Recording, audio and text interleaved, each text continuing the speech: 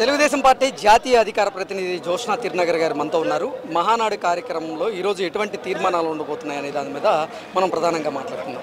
జోష్నా తిరునగర్ గారు, మహానాడు కార్యక్రమం మొదటిసారిగా కడప గడపలో జరుగుతోంది, ఎలా అనిపిస్తుంది?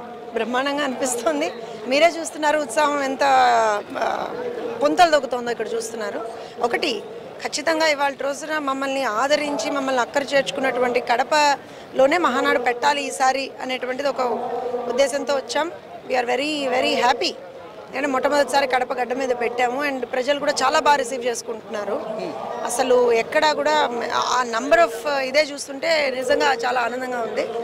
ఈ రోజున కూడా ఇవాళ రెండో రోజు, నిన్న అసలు చాలా చాలా ఉత్సాహంగా ప్రజల ముందరికి వచ్చారు.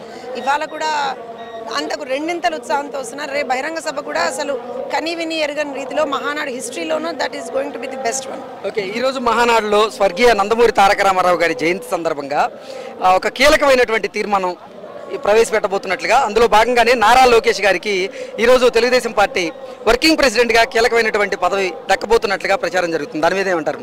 అలా అంటే నేను ఒక విషయం చెప్తానండి. పార్టీ ఎప్పుడు కూడా, మా పార్టీలో ఏది కూడా యాజ్ అండ్ వెన్ డిసైడ్ అయ్యేది కాదు. మాకు ఒక పద్ధతి ఉంటుంది, ప్రొసీజర్ ఉంటుంది. ఈవెన్ మీకు తెలిస్తే నిన్న కూడా మీరు చూశారు, పార్టీ జాతీయ అధ్యక్షుల వారి ఎన్నిక కూడా ఒక నామినేషన్ ప్రక్రియ ఉంది. నిన్న దాన్ని ఓపెన్ చేశాము. ఇవాళ దానికి సంబంధించినటువంటి స్క్రూటినీ జరిగి, దానికి సంబంధించినటువంటి ఎన్నిక జరిగి, సాయంత్రం నా ఎన్నిక అనేటువంటి అంటే ఎవరు విజేతలు అనేటువంటిది ఇచ్చేస్తారు. అంటే there is a democratic process in Telugu Desam party.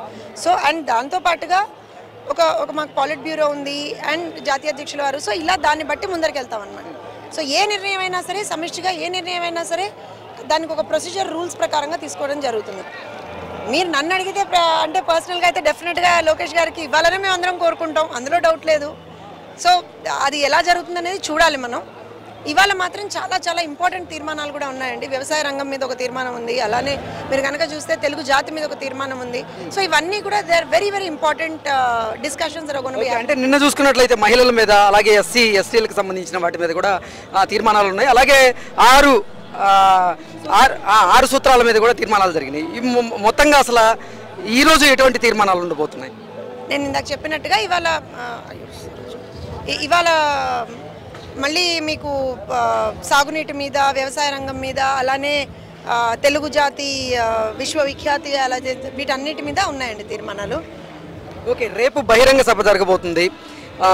రెండు తెలుగు రాష్ట్రాల నుంచి కూడా పెద్ద ఎత్తున ఇక్కడికి తెలుగు తమ్ముళ్ళు, తెలుగు కార్యకర్తలు, అంటే తెలుగుదేశం పార్టీ కార్యకర్తలు అయితే పెద్ద ఎత్తున రాబోతున్నారు. ఆ బహిరంగ సభ ఏర్పాట్లు ఎలా ఉన్నాయండి? సార్ వచ్చారు అక్కడ, మళ్ళీ వస్తారు.